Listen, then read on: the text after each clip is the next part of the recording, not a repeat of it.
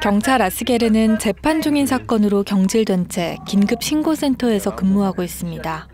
최종 재판을 하루 앞두고 그는 전화 한 통을 받게 되는데요.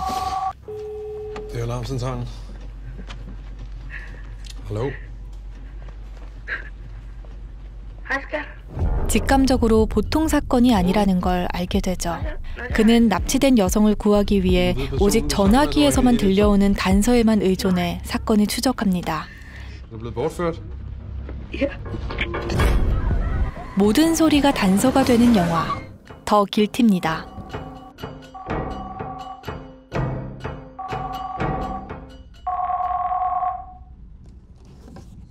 안녕하세요, DK입니다. 오늘 여러분께 리뷰해드릴 영화는 조금 생소하게 느껴질지도 모르는 덴마크 영화 더 길티입니다. 싱글 로케이션 영화란 한 공간에서 일어나는 일을 중심으로 제작된 영화를 말하는데요. 제작비 문제로 장소가 한정되는 경우도 있지만 대부분 주인공이 처해 있는 상황을 극단적으로 보여주기 위해서 또 긴장감을 고조시키기 위해서 사용되는 경우가 많습니다. 이 영화는 싱글 로케이션 영화란 바로 이런 것이다 라는 것을 잘 보여주고 있습니다. 영화는 처음부터 끝까지 주인공 아스게르가 근무하는 긴급지원센터의 모습만을 보여줍니다.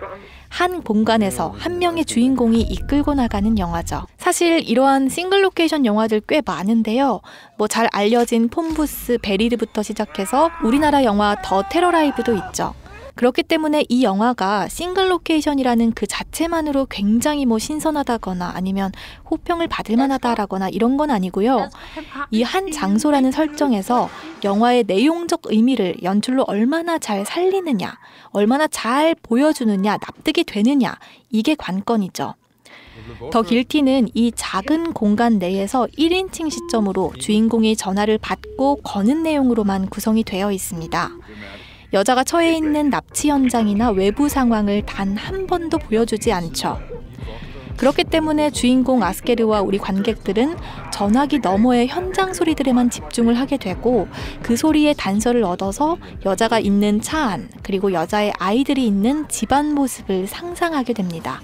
그렇게 긴장감을 유도하고 상상력을 극대화시키고 이 연출을 처음부터 끝까지 유지시킵니다.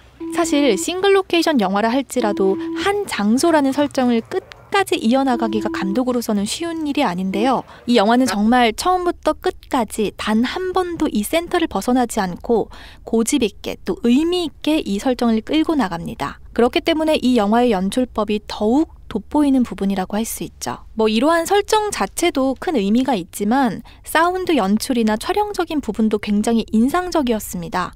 88분의 러닝타임 동안 카메라는 99.9% 남자 주인공 아스게르의 모습에만 집중합니다.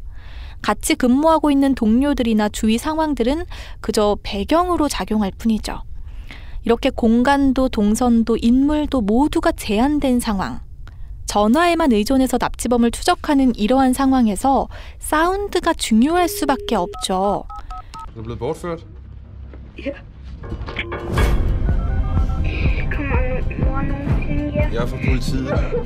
주인공은 수화기 너머로 들리는 여자의 불안정한 목소리, 그리고 그녀가 납치된 차 밖에서 내리는 빗소리, 그 비를 닦아내는 자동차 와이퍼 소리 등 소리 하나하나에 집중을 해서 단서를 찾아나갑니다.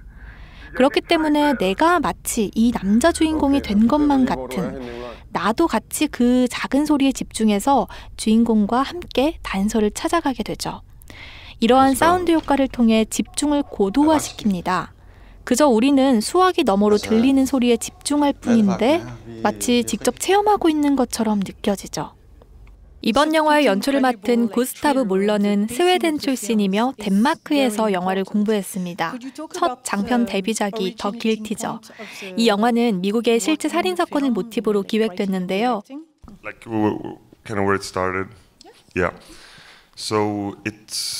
Like the premise from the film actually came from I stumbled across a YouTube clip with a real 911 call. I was gripped by the suspense of it, but mainly the fact that it felt like I had seen images, only listening to sound. And then the real The real like fascination started when I realized that everyone would see 이렇게 different images. 만들어진 더 길티는 전 세계 영화제에서 러브콜을 받았고 세계적 영화 비평 사이트 로튼토마토 신선도 지수 99%를 기록하기도 했습니다. 사실 우리나라에서는 처음 들어보는 감독의 덴마크 영화였기 때문에 국내 개봉은 사실상 불투명한 상황이었는데요. 영화를 보고 난 뒤에는 왜 그렇게 많은 사람들이 극장 개봉을 외쳤는지 알 것 같더라고요. 감독은 1988년생으로 굉장히 어린 편인데 앞으로가 정말 기대되는 감독 중 한 명이 아닐까 싶습니다. 또 배우의 연기 이야기를 빼놓을 수가 없을 것 같은데요.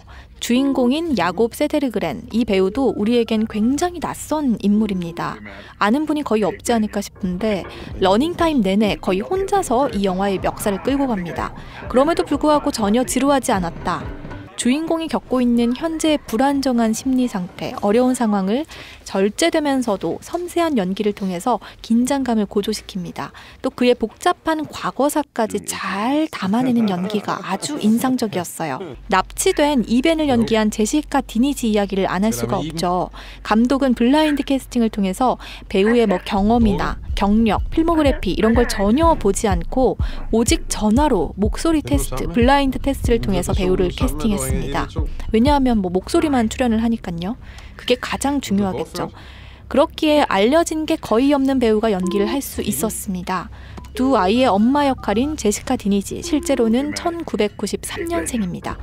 영화는 어느 정도 예측이 가능하긴 하지만 나름의 반전이 있습니다. 그리고 그 충격의 강도는 세게 다가옵니다. 주인공 아스게르뿐만 아니라 관객들, 우리가 가진 선입견이 얼마나 무서운가를 깨닫게 하는 영화입니다. 영화는 영화의 제목이기도 한 더 길티, 즉 죄인을 표면적으로는 영화 내의 한 인물을 계속해서 이야기하고 있지만 그 내면에는, 속에는 또 다른 죄인, 즉 자신의 죄를 뉘우치지 않고 있었던 또 다른 한 인물을 나타낸다고 말할 수도 있습니다. 그리고 자신의 죄를 뉘우쳐가는 과정은 다음 날 중요한 일을 앞두고 그의 태도가 변하는 걸로 알 수 있죠. 더 길티는 범죄 스릴러의 모습을 하고 있지만 사실은 속죄에 관한 성찰을 담은 묵직한 울림을 던지는 영화입니다. 또 신선한 영화, 오랜만에 추천하고 싶다는 생각을 제대로 들게 했던 영화였습니다. 일단 몰입감이 대단하고요. 긴장감을 매우 잘 살리기 때문에 영화를 보신 대부분의 사람들이 배경음악이 있다고 생각을 하시더라고요. 그런데 이 영화, 그 흔한 음악이 없습니다. 소리가 그만큼 중요한 영화이기 때문에 반드시 꼭 극장에서 관람하기를 추천드립니다. 세계적으로 관심을 받고 있는 더 길티. 할리우드에서는 리메이크를 확정했는데요. 스파이더맨 파프롬 홈에서 미스테리오 역을 맡은 제이크 질레날이 제작과 주연을 맡았습니다. 영화의 스케일이나 제작비, 배우나 감독의 유명세보다 연출력, 연기가 중요하다는 걸 88분 동안 보여주는 영화 더 길티 소개해드리면서 저는 이만 인사드리겠습니다. 지금까지 DK였습니다.